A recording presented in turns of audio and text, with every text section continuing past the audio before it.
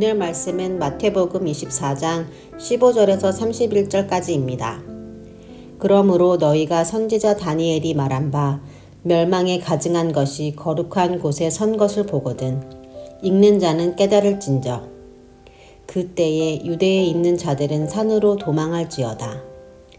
지붕 위에 있는 자는 집 안에 있는 물건을 가지러 내려가지 말며 밭에 있는 자는 겉옷을 가지러 뒤로 돌이키지 말지어다.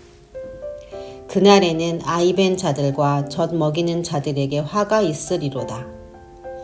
너희가 도망하는 일이 겨울에나 안식일에 되지 않도록 기도하라. 이는 그때에 큰 환난이 있겠음이라. 창세로부터 지금까지 이런 환난이 없었고 후에도 없으리라. 그 날들을 감하지 아니하면 모든 육체가 구원을 얻지 못할 것이나 그러나 택하신 자들을 위하여 그 날들을 감하시리라. 그때에 사람이 너희에게 말하되 보라 그리스도가 여기 있다 혹은 저기 있다 하여도 믿지 말라.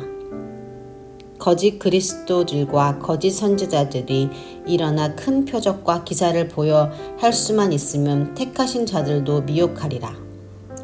보라, 내가 너희에게 미리 말하였노라. 그러면 사람들이 너희에게 말하되 보라, 그리스도가 광야에 있다 하여도 나가지 말고 보라, 골방에 있다 하여도 믿지 말라. 번개가 동편에서 나서 서편까지 번쩍임같이 인자의 임함도 그러하리라. 주검이 있는 곳에는 독수리들이 모일 것이니라. 그날 환난 후에 즉시 해가 어두워지며 달이 빛을 내지 아니하며 별들이 하늘에서 떨어지며 하늘의 권능들이 흔들리리라. 그때에 인자의 징조가 하늘에서 보이겠고 그때에 땅의 모든 족속들이 통곡하며 그들이 인자가 구름을 타고 능력과 큰 영광으로 오는 것을 보리라. 그가 큰 나팔 소리와 함께 천사들을 보내리니 그들이 그의 택하신 자들을 하늘 이 끝에서 저 끝까지 사방에서 모으리라. 아멘.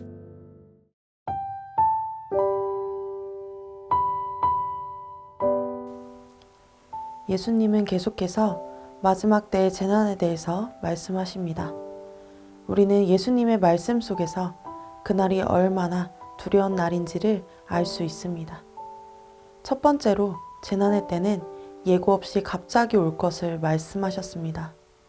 이 날이 얼마나 두려운지 그리고 어떤 물건도 챙길 수 없이 하던 일을 멈추고 지체 없이 피해야 한다는 것을 말씀해 주셨습니다.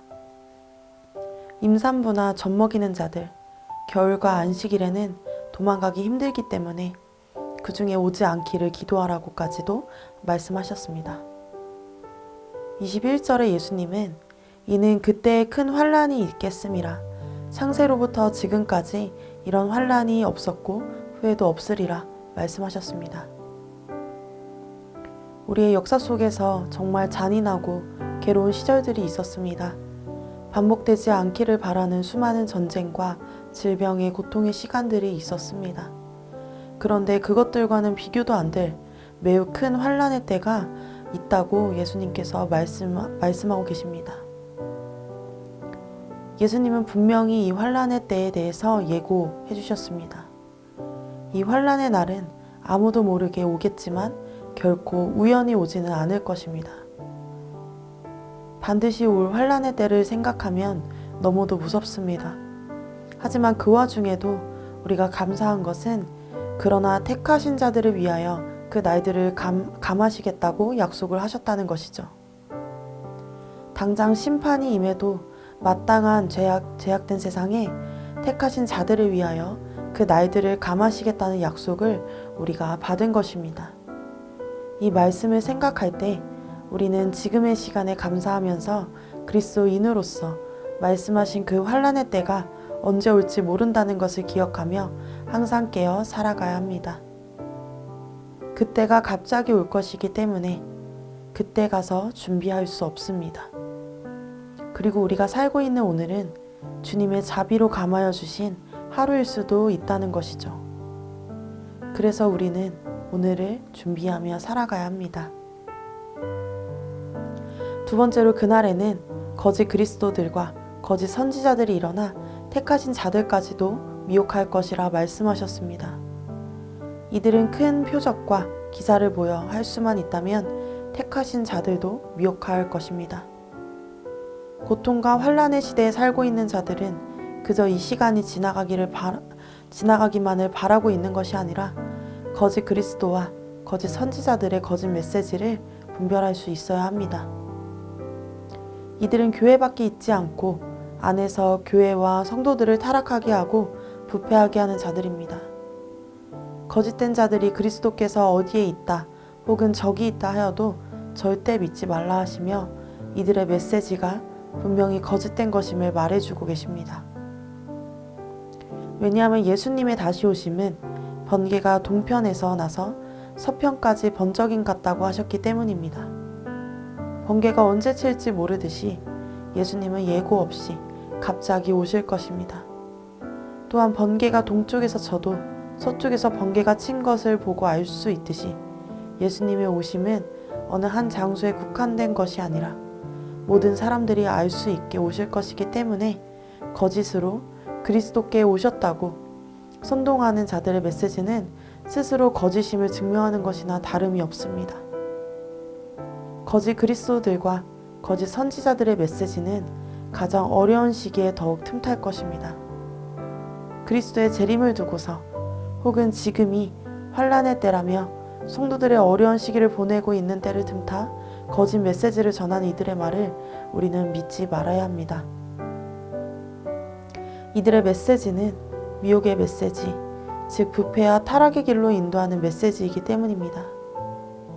교회는 어려운 때에 거짓된 메시지에 홀려 세상의 길에 앞장서는 부패와 타락의 길로 가지 않도록 주의해야 합니다. 마지막으로 예수님의 오심을 보게 될 것을 말씀해 주셨습니다. 예수님이 다시 오실 때에는 즉시 해가 어두워지고 달이 빛을 내지 아니하고 별들이 하늘에서 떨어지며 하늘의 권능들이 흔들릴 것이라고 말씀하셨습니다. 이 땅에 있는 그 누구도 예수님이 다시 오실 것을 모르거나 또는 보지 못할 자가 없이 예수님은 이러한 징조를 보이시며 오실 것이라 예고하셨습니다. 이러한 징조들은 선지서에서 종말과 하나님의 임재를 알리는 징조이기도 합니다. 그리고 예수님께서 구름을 타고 능력과 큰 영광으로 오는 것을 예수님을 시인하지 않았던 모든 세상의 사람들도 볼 것이라 말씀하셨습니다. 세상의 통곡자들은 예수님이 하나님이신 것과 그분이 이 땅에서 다시 영광스럽게 재림하시는 것을 보며 자신들이 결국 심판에 처해질 것을 알기 때문에 통곡하는 것이죠.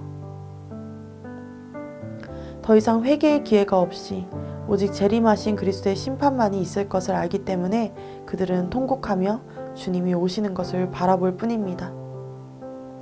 반대로 예수님의 재림을 기다리고 있던 세상의 모든 성도들을 모으신다고 하십니다. 큰 나팔 소리와 함께 천사들을 보내어 성도들을 모으신다고 합니다. 예수님의 재림의 때에 예수님을 부인하던 자들은 통곡하며 재림하신 예수님을 보겠지만 이 땅에서 끝까지 믿음을 지킨 성도들은 그리스도와 함께 부활의 영광을 누릴 것입니다.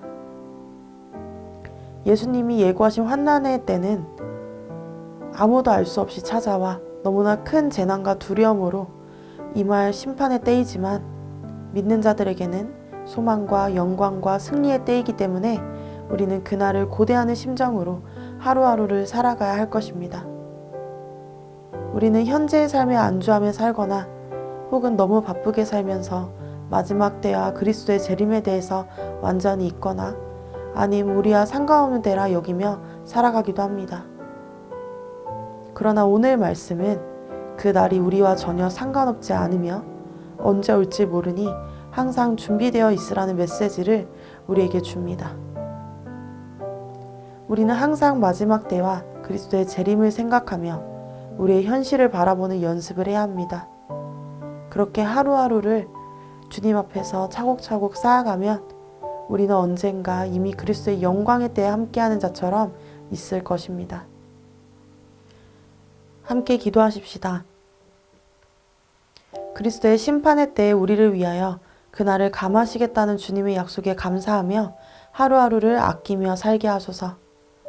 메마른 우리의 현실이 전부가 아님을 알게 하시고 그리스도의 재림을 의식하며 우리의 현실을 대하게 하소서. 오늘 우리에게 주신 하루가 하나님의 자비로 인하여서 주어진 하루인 것을 깨닫고 감사함으로 또 오늘 하루를 주님 앞에서 힘차게 보내는 청년교회 여러분 되시기를 함께 기도합니다.